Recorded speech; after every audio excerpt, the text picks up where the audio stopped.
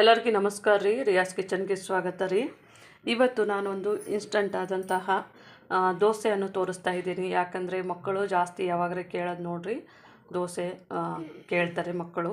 ಹಾಗಾಗಿ ಇನ್ಸ್ಟೆಂಟಾಗಿ ಮಾಡುವಂಥದ್ದು ಒಳ್ಳೆ ರುಚಿಕರವಾದ ಗರಿ ಆದಂಥ ಒಂದು ಇನ್ಸ್ಟೆಂಟ್ ದೋಸೆ ಮಾಡಿ ತೋರಿಸ್ತಾ ಇದ್ದೀನಿ ಇವತ್ತು. ನೀವು ನೋಡ್ಬೋದು, ಇಲ್ಲಿ ನಾನು ಚಿರೋಟಿ ರವೆಯನ್ನು ಇಟ್ಕೊಂಡಿದ್ದೀನಿ. ಚಿರೋಟಿ ರವೆ ಆದ್ರೂ ನಡೆಯುತ್ತೆ, ದಪ್ಪ ಬಾಂಬೆ ರವೆ ಆದ್ರೂ ನಡೆಯುತ್ತೆ ರೀ. ಈಗ ಇದನ್ನು ನಾನು ಇದಕ್ಕೆ ಹಾಕೋತಾ ಇದ್ದೇನೆ. ಈಗ ನಾನು 1 ಕಪ್ಪು ರವೆಯನ್ನು ಹಾಕ್ಕೊಂಡಿದ್ದೀನಿ ರೀ. ಇದಕ್ಕೆ ಸಣ್ಣ ಕಪ್ನಲ್ಲೇ ನೋಡಿರಿ 3 ಟೇಬಲ್ ಸ್ಪೂನ್ ಆಗುವಷ್ಟು ಗೋಧಿ ಹಿಟ್ಟನ್ನು ತೊಗೊಂಡಿದ್ದೀನಿ. ನಾನು ಗೋಧಿ ಹಿಟ್ಟು ತೊಗೊಂಡಿದ್ದೀನಿ, ನೀವು ಬೇಕಾದ್ರೆ ಮೈದಾ ಹಿಟ್ಟನ್ನು ತೊಗೋಬೋದು. ಇದು ಗೋಧಿ ಹಿಟ್ಟು ಎದಕ್ಕಂತಂದರೆ ನಮಗೆ ಬೈಂಡಿಂಗ್ ಬರಬೇಕು ನೋಡಿರಿ ದೋಸೆ ಹಾಕಬೇಕಾದ್ರೆ, ಅದಕ್ಕೆ. ಮತ್ತು ಇಲ್ಲಿ ನೋಡ್ಬೋದು, ನಾನು ಅದು ಇಲ್ದು 1-2.5 ಟೇಬಲ್ ಸ್ಪೂನಷ್ಟು ಕಡಲೆ ಹಿಟ್ಟನ್ನು ತೊಗೊಂಡಿದ್ದೀನಿ. ಕಡಲೆ ಹಿಟ್ಟು ಅಂತ ಇದು ನಾವೀಗ ಮಸಾಲೆ ದೋಸೆ ಮಾಡಿದ್ರೆ ನೋಡಿರಿ, ಅದಕ್ಕೆ ಕಡಲೆಬೇಳೆ ಹಾಕ್ತೀವಲ್ಲ, ಅದೇ ಕ್ವಾಂಟಿಟಿ ಅಂತ ಯಾಕಂದ್ರೆ ನಾನು ಇವಾಗ ಕಡಲೆ ಹಿಟ್ಟನ್ನು ಸಹ ಹಾಕ್ಕೊಂಡಿದ್ದೀನಿ. ಇದನ್ನು ನಾವು ಇವಾಗ ಒಂದು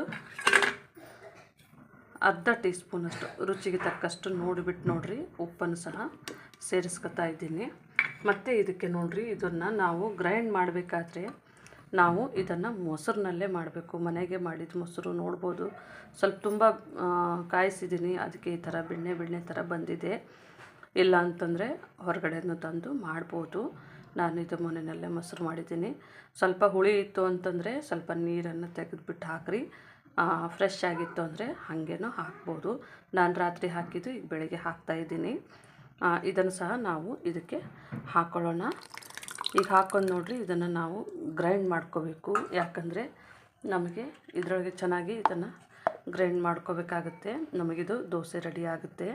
ಈಗ ನಮ್ಮದು ಗ್ರೈಂಡ್ ಮಾಡ್ಕೊಂಡಾಗಿದೆ ರೀ. ನಾನಿವಾಗ ತೆಗಿತಾ ಇದ್ದೀನಿ, ನೋಡ್ಬೋದು. ಅಂದರೆ ಇದು ನಮಗೆ ಬ್ಯಾಟರ್ ನೋಡಿರಿ ಸ್ವಲ್ಪ ಗಟ್ಟಿನೇ ಇರಬೇಕಾಗುತ್ತೆ. ಆಮೇಲೆ ನಾವು ನೀರು ನೋಡ್ಕೊಂಡು ನಾವು ಹೆಂಗೆ ಈಗ ದೋಸೆ ಬ್ಯಾಟರ್ ಯಾವ ಥರ ಮಾಡ್ಕೋತೀವಿ ನೋಡಿರಿ, ಅದೇ ಥರನೇ ಇದು ಮಾಡ್ಕೋಬೇಕಾಗತ್ತೆ. ಅಂದರೆ ಇದು ನೋಡಿರಿ, ನಾವು ಸೋಡಾ ಅದು ಏನೂ ಹಾಕೋಂಗಿಲ್ಲ. ಬೆಳಗ್ಗೆಗೆ ತುಂಬ ಬೇಗ ಆಗುವಂಥದ್ದು. ಮತ್ತು ನಿಮ್ಗೆ ಒಂದು 15 ನಿಮಿಷದಲ್ಲಿ ಒಂದು ಆಗ್ತದೆ ರೀ. ಇವಾಗ ನಮ್ಮದು ಇದು ಆಗಿದೆ, ನೋಡ್ಬೋದು. ನಮ್ಮದು ಬ್ಯಾಟರು ಈ ಥರ ಆಗಿದೆ. ಈಗ ನೋಡ್ಬೋದು ರೀ, ನಮ್ಮದು ದೋಸೆ ಬ್ಯಾಟರು ಇದು ಗಟ್ಟಿಗೆ ಇದೆ. ನೀವು ಬೇಕಾದರೆ ಒಂದು ಸ್ವಲ್ಪನೇ ಅಂದರೆ ನೋಡಿ ಹಾಕೋಬೇಕಾಗತ್ತೆ ನೋಡಿರಿ. ಈ ಥರನೇ ಇದೆ. ಅಂದರೆ ಇದಕ್ಕೆ ಒಂದು 2-3 ಟೇಬಲ್ ಸ್ಪೂನಷ್ಟು ನೀರು ಹಾಕಿದ್ರೆ ಸಾಕು. ಅಂದರೆ ಇದು ಸ್ವಲ್ಪ ನೀರಾಯಿತು ಅಂತಂದರೆ ಇದು ದೋಸೆ ಬರೋದನ್ನು ಕಷ್ಟ ಆಗುತ್ತೆ ರೀ. ಯಾಕಂದರೆ ಇನ್ಸ್ಟೆಂಟಾಗಿ ಮಾಡ್ತಾ ಇರೋದು ನೋಡಿರಿ. ಹಾಗಾಗಿ ಇದನ್ನು ನಾನು ಇವಾಗ ಇದಕ್ಕೆ ಒಂಚೂರು ನಾನು ಅಕ್ಕಿ ನೆನೆಸ್ಕೊಂಬಿಟ್ಟು ಅದನ್ನು ಸಹ ಪೇಸ್ಟ್ ಮಾಡಿ ಹಾಕ್ಕೋಬೇಕಾಗುತ್ತೆ. ಈಗ ನೋಡ್ಬೋದು ನೀವು, ನಾನಿಲ್ಲಿ ಕರೆಕ್ಟ್ 1 ಸ್ಪೂನ್ ನೋಡಿರಿ. ಇದು ನಾವು ನೀರು ದೋಸೆಗೆ ರುಬ್ಕೊತೀವಿ ನೋಡಿರಿ, ಆ ಥರನೇ ರುಬ್ಕೊಂಡು ಇದಕ್ಕೆ ನೀವು ಮಿಶ್ರಣ ಮಾಡಬೇಕು. ಅಂದರೆ ಇದಕ್ಕೆ ಚೆನ್ನಾಗಿ ನೀವು ಇದನ್ನು ಮಿಕ್ಸ್ ಮಾಡಬೇಕ್ರಿ. ಅಂದರೆ ಇವಾಗ ಇದು ಒಂಚೂರು ನಾನು ಗಟ್ಟಿನೇ ಇಟ್ಕೊಂಡಿದ್ದೀನಿ. ಯಾಕಂತಂದರೆ ನೋಡಿರಿ, ನಮಗೆ ಇದು ಸ್ವಲ್ಪ ತೆಳುವಾಯಿತು ಅಂತಂದರೆ ಮತ್ತೀಗ ಏನಾರ ಸೇರಿಸಿದ್ರೂ ಅದು ದೋಸೆ ಒರಟಾಗಿ ಬರೋ ಚಾನ್ಸ್ ಇರ್ತದೆ. ಹಾಗಾಗಿ ಇಲ್ಲಿ 1-2 ಟೇಬಲ್ ಸ್ಪೂನಷ್ಟು ನೀರು, ಯಾಕಂದರೆ ಸ್ವಲ್ಪ ನೀರು ನೋಡ್ಕೊಂಡು ಹಾಕ್ಕೋಬೇಕಾಗತ್ತೆ ರೀ. ಈಗ ಇದು ಚೆನ್ನಾಗಿ ನಾವು ಮಿಕ್ಸ್ ಮಾಡ್ಕೊಂಡು ನಮ್ಮ ದೋಸೆಗೆ ರೆಡಿ ಮಾಡ್ಕೊಳ್ಳೋಣ. ಈಗ ನೋಡ್ಬೋದು, ನಮ್ಮದು ಇದನ್ನು ನಾವು ಬ್ಯಾಟರ್ ಚೆನ್ನಾಗಿ ಮಿಕ್ಸ್ ಮಾಡ್ಕೊಂಡ್ಮೇಲೆ ನೋಡಿರಿ, ಈ ಥರ ನಮಗೆ ಈ ಥರ ಬರಬೇಕು. ಈ ಥರ ಕನ್ಸಿಸ್ಟೆನ್ಸಿ ಇರಬೇಕು. ನಾವು ಕಲಿಸ್ಕೊಂಡೆ ನೋಡಿರಿ, ನಮ್ಮದು ಮಿಕ್ಸು ಈ ಥರನೇ ಇರಬೇಕು. ಇವಾಗ ನಮ್ಮದು ಆಗಿದೆ ಇದು. ಇದನ್ನು ತಟ್ಟೆ ಮುಚ್ಚಿಬಿಟ್ಟು ನೋಡಿರಿ ಒಂದು 10 ನಿಮಿಷ ಇಡಬೇಕಾಗುತ್ತೆ. ಆಮೇಲೆ ನಾವು ಚಟ್ನಿ ಮಾಡ್ಕೋ ತನಕ ಒಂದು 10 ನಿಮಿಷ ಇದು ಸರಿ ಆಗುತ್ತೆ. ಈಗ ನೋಡ್ಬೋದು, ನಾವು ಮಿಕ್ಸಿ ಜಾರನ್ನ ಇಟ್ಕೊಂಡಿದ್ದೇವೆ ರೀ. ಇದಕ್ಕೆ ಇವಾಗ ನಾವು ಫಸ್ಟಿಗೆ ನೋಡಿರಿ ಕೊತ್ತಂಬರಿ ಸೊಪ್ಪನ್ನು ಹಾಕ್ತಾಯಿದ್ದೀನಿ. ಮತ್ತು ಸ್ವಲ್ಪ ರುಚಿಗೆ ತಕ್ಕಷ್ಟು ಉಪ್ಪನ್ನು ಸಹ ಸೇರಿಸ್ತಾ ಇದ್ದೀನಿ. ಮತ್ತು ಇಲ್ಲಿ ನೋಡ್ಬೋದು ನೀವು, ಒಂದು ಸ್ವಲ್ಪನೇ ಹುಣಸೆ ಹಣ್ಣನ್ನು ಎಲೆಗಳನ್ನು ಸೇರಿಸ್ತಾ ಇದ್ದೀನಿ. 1-2 ಹಸಿಮೆಣ್ಸಿನ್ಕಾಯಿ ರೀ, ಚಟ್ನಿ ಮಾಡೋಕ್ಕಂತ ಹೇಳಿ. ಮತ್ತು ಇಲ್ಲಿ ನೋಡ್ಬೋದು, ಒಂದು ಸ್ವಲ್ಪನೇ ಕರಿಬೇವು ಸೊಪ್ಪು, ಒಂದು ಸ್ವಲ್ಪನೇ ಒಣಮೆಣಸಿನ್ಕಾಯಿ, ಇದನ್ನು ನಾವು ಚಟ್ನಿಗೆ ಉಪಯೋಗಿಸ್ತಾ ಇದ್ದೀವಿ. ಮತ್ತು ಇಲ್ಲಿ ನೋಡ್ಬೋದು ನೀವು, ಸ್ವಲ್ಪನೇ ಶೇಂಗದ ಕಾಳು, ಮತ್ತು ಸ್ವಲ್ಪನೇ ಕಾಯಿ ತುರಿ, ಮತ್ತು ಹುರ್ಗಡ್ಲೆ ಸ್ವಲ್ಪ. ಇವಿಷ್ಟು ನಮಗೆ ಚಟ್ನಿ ಮಾಡಲಿಕ್ಕೆ ಬೇಕಾಗುವಂಥ ಸಾಮಗ್ರಿಗಳು. ಇವಾಗ ನಮ್ಮದು ಎಲ್ಲವನ್ನು ಹಾಕೊಂಡಾಗಿದೆ ರೀ. ಇವಾಗ ಇದಕ್ಕೆ ಒಂದು ಸ್ವಲ್ಪ ನೀರನ್ನು ಹಾಕ್ಕೊಂಡು ನಾನು ಮಿಕ್ಸಿಯನ್ನು ಮಾಡ್ಕೊತಾ ಇದ್ದೇನೆ. ನೀವು ನೋಡ್ಬೋದು ನಮ್ಮದು ಚಟ್ನಿ ರೆಡಿ ಆಗಿದೆ ರೀ. ಇವಾಗ ನಮ್ಮ ದೋಸೆ ಹಂಚನ್ನು ಇಟ್ಕೊಂಡಿದ್ದೀನಿ ರೀ. ಈ ದೋಸೆಗೆ ಒಂದು ಅರ್ಧ ಟೀ ಸ್ಪೂನಷ್ಟು ನಾನು ಆಯಿಲನ್ನು ಹಾಕ್ಕೊಂಡಿದ್ದೀನಿ ರೀ. ಇದು ಒಂಚೂರು ಬಿಸಿ ಇದ್ದಾಗೆ ನೋಡ್ಬೋದು ಈ ಥರನೇ ಚೆನ್ನಾಗಿ ನಾವು ಸ್ಪ್ರೆಡ್ ಮಾಡಬೇಕಾಗತ್ತೆ ರೀ. ಅಂದರೆ ನಮ್ಮದು ದೋಸೆ ಚೆನ್ನಾಗಿ ಬರುತ್ತೆ. ಹಾಗಾಗಿ ಈ ಥರನೇ ನಾನು ಎಲ್ಲವನ್ನು ಮಾಡಿ ಒಂದು ಸ್ವಲ್ಪನೇ ಬಿಸಿ ಆಗ್ಲಕ್ಕೆ ಬಿಡಬೇಕು ರೀ. ಅಂದರೆ ನಮ್ಮ ಕೈಗೆ ಬಿಸಿ ತಾಗಬೇಕು. ಹಾಗಾಗಿ ಈ ಥರ ನಾನು ಮಾಡಿಟ್ಕೊಂಡ್ಮೇಲೆ ಇದಕ್ಕೆ ಈಗ ನಮ್ಮದು ತವ ಎಲ್ಲ ಆಗಿದೆ ನೋಡಿರಿ. ಇವಾಗ ಇದಕ್ಕೆ ಒಂಚೂರು ಬಿಸಿನೀರನ್ನು ಇದು ಬಿಸಿ ಆಗಿದೆ ಅಲ್ರಿ, ನೀರನ್ನು ಹಾಕೋಣ.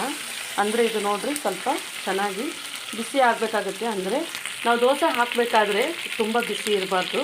ಹಾಗಾಗಿ ಇದನ್ನು ತಣ್ಣೀರನ್ನು ಹಾಕ್ಕೊಂಡು ಈ ಥರ ಮಾಡಿಕೊಂಡು ನಾವು ತೆಗೆದಿಟ್ಕೋಬೇಕಾಗತ್ತೆ ರೀ.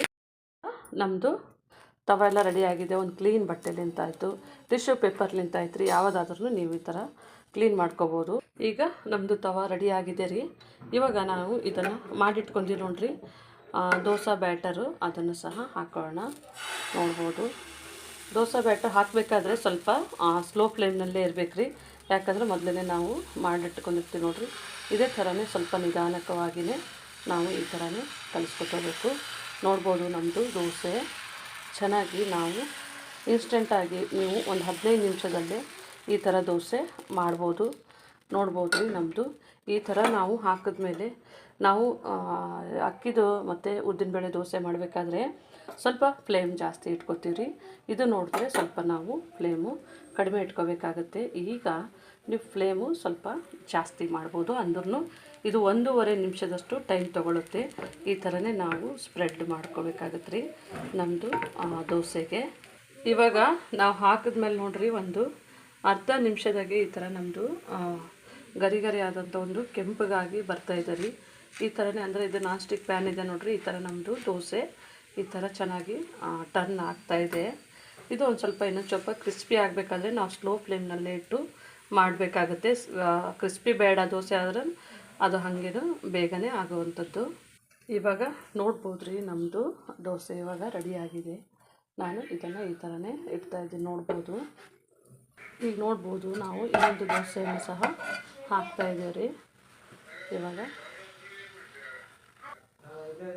ನೋಡಿರಿ ನಮ್ಮದು ದೋಸೆ ಇದನ್ನು ಈ ಥರನೇ ನಾವು ಸ್ಪ್ರೆಡ್ ಮಾಡೋಣ. ಈ ಥರನೇ ಸ್ವಲ್ಪ ಸ್ಲೋಲಿ ಇಟ್ಕೋಬೇಕಾಗತ್ತೆ ರೀ. ಈ ಥರ ಇಟ್ಕೊಂಡ್ಬಿಟ್ಟು ಈ ಥರ ತುಂಬ ಚೆನ್ನಾಗಿ ಈಗ ನೋಡ್ಬೋದು ನಮ್ಮದು ದೋಸೆ ಒಂದು ಸ್ವಲ್ಪನೇ ಸೈಡಲ್ಲಿ ಎಣ್ಣೆ ಹಾಕೋಬೇಕು ರೀ. ಒಂಚೂರನೇ ಇದು ಆಗಿದೆ, ಇದಕ್ಕೆ ಒಂಚೂರು ಒಂದು ಸ್ವಲ್ಪ ಸ್ಪ್ರೆಡ್ ಮಾಡ್ಬೇಕು. ಇವಾಗ ನೋಡ್ಬೋದು ನಮ್ಮದು ದೋಸೆ ರೆಡಿ ಆಗಿದೆ. ಈ ಥರ ನಮಗೆ ಅಲ್ಲಿ ನೋಡ್ಬೋದು ರೀ ಗರಿ ಗರಿ ಆದಂಥ ಒಂದು ದೋಸೆ ರೆಡಿಯಾಗಿದೆ. ನೋಡ್ಬೋದು ಈ ಥರ ಅಂದರೆ ತುಂಬ ಕಲರ್ ಬರಲಿಲ್ಲ, ಆದ್ರೂ ಪರವಾಗಿಲ್ಲ. ಈಗ ನೋಡ್ಬೋದು ರೀ ನಮ್ಮದು ದೋಸೆ ರೆಡಿ ಆಗಿದೆ. ಚಟ್ನಿ ಮಾಡಿದೆ ನೋಡಿರಿ, ಚಟ್ನಿ ರೆಡಿಯಾಗಿದೆ, ದೋಸೆನೂ ರೆಡಿಯಾಗಿದೆ. ತುಂಬ ಕ್ರಿಸ್ಪಿ ಆದಂಥ ಒಂದು ದೋಸೆ ನಮ್ಮದು ಇನ್ಸ್ಟೆಂಟ್ ಆದಂಥ ದೋಸೆ. ನೋಡ್ಬೋದು ರೀ ತುಂಬ ಗರಿ ಗರಿ ಆಗಿರ್ತದೆ. ಇದು ನೋಡಿರಿ ಈ ಥರನೇ ನಮ್ಮದು ಇದನ್ನು ಬಿಸಿಯಾಗಿದೆ. ಈ ಥರ ತುಂಬ ಗರಿ ಗರಿಯಾಗಿ ನೋಡ್ಬೋದು ಸಾಫ್ಟಾಗಿ ಬಂದಿರುತ್ತೆ. ಇನ್ಸ್ಟೆಂಟಾಗಿ ನಿಮಗೆ ಒಂದು 15 ನಿಮಿಷದಾಗೆ ಈ ಒಂದು ದೋಸೆ ಮಾಡ್ಕೊಳ್ಳೋಕ್ಕೆ ಸರಿಯಾಗುತ್ತೆ. ನೋಡ್ಬೋದು ರೀ ತುಂಬ ಚೆನ್ನಾಗಿ ಒಳ್ಳೆ ಟೇಸ್ಟ್ ಇರುತ್ತೆ. ನಾವು ಮೊಸರು ಹಾಕಿರ್ತೀವಿ ನೋಡಿರಿ. ನೀವು ಮನೆಯಲ್ಲಿ ಇದೇ ಥರನೇ ಮಾಡ್ಕೊಳ್ಳಿ. ನಮ್ಮ ಚಾನಲನ್ನು ಸಬ್ಸ್ಕ್ರೈಬ್ ಮಾಡಿ, ಲೈಕ್ ಮಾಡಿ, ಶೇರ್ ಮಾಡಿ. ನಮ್ಮ ವಿಡಿಯೋ ನೋಡೋದಕ್ಕಾಗಿ ಧನ್ಯವಾದಗಳು.